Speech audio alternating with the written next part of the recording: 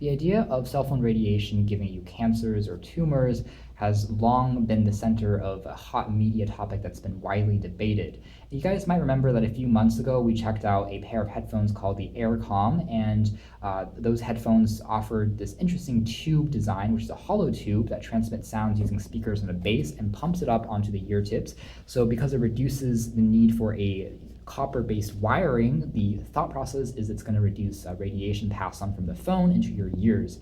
And so that was the claim. But again, whether or not this is pseudoscience is still yet to be determined. However, the company has actually released, a few iterations of their headphone models, and ironically, today we're taking a look at the first generation model, whereas the one we reviewed recently was the current generation model. So this is the Aircom A1, or the original model where the company began and had its roots. It also came in a number of different colors, and you can now pick up this first generation model through the company's website or Amazon for around $40 and less. So it's fairly inexpensive, comes in a number of colors, also includes magnetic end caps, which attaches onto each other.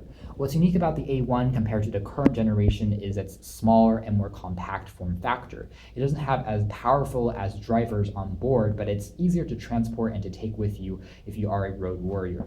You can see the packaging here looks fairly elegant. The back tells you a bit more about how it actually operates and works. This is the Airtube component, and just like the first generation model, Aircom's headphones are a bit more fragile than your typical pair of headphones. So if you bend your headphones a lot by constantly shoving them into your pockets, it's not going to do as well in terms of malleability just because of this Airtube design, but the overall sound quality is excellent. It does add this kind of unique touch to the sound, makes it sound a bit more acoustic and live, so it's going to please certain audiences out there. It's not an audiophile grade pair of headphones, but it does work quite well. Contents include access to the pair of headphones as well as custom tips to get a more comfortable fit.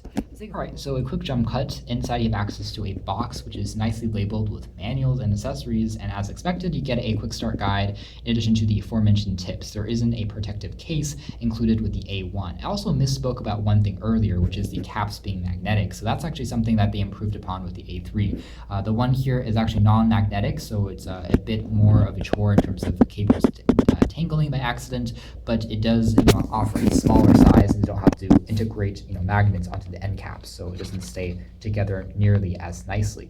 What's kind of interesting about these is that they are very lightweight. Even though they're small, they're completely made out of plastic as well, as opposed to aluminum, which is what I thought.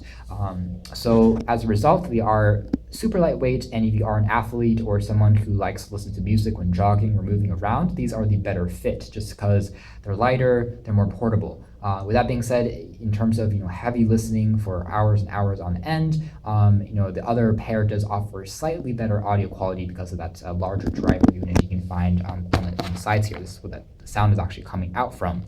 And the hollow tube itself is just made out of this acrylic material, which is completely hollow, can actually be pushed shut with your fingers, and the sound actually still passes through, which is interesting.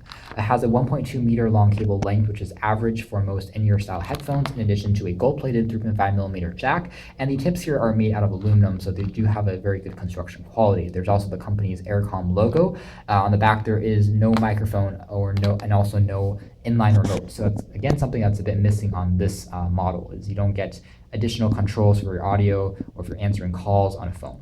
So it's going to work, of course, with any MP3 player, any smartphone, Android, iOS, Windows, Blackberries, and so on and so forth. So you can check out more details about the A1 in our official written review. For now, this has been our video. All I can say is that for the brief test that we tried wearing these and doing a quick sample clips, that the audio quality sounded clean. Not too much bass on here, but it works as we would expect. Like any pair of headphones, the novelty starts to wear off after you use these for a bit of time. And again, it does technically reduce radiation if you're looking for that. You can check out more details again in our upcoming article. This has been our video. Thanks for watching here at OS.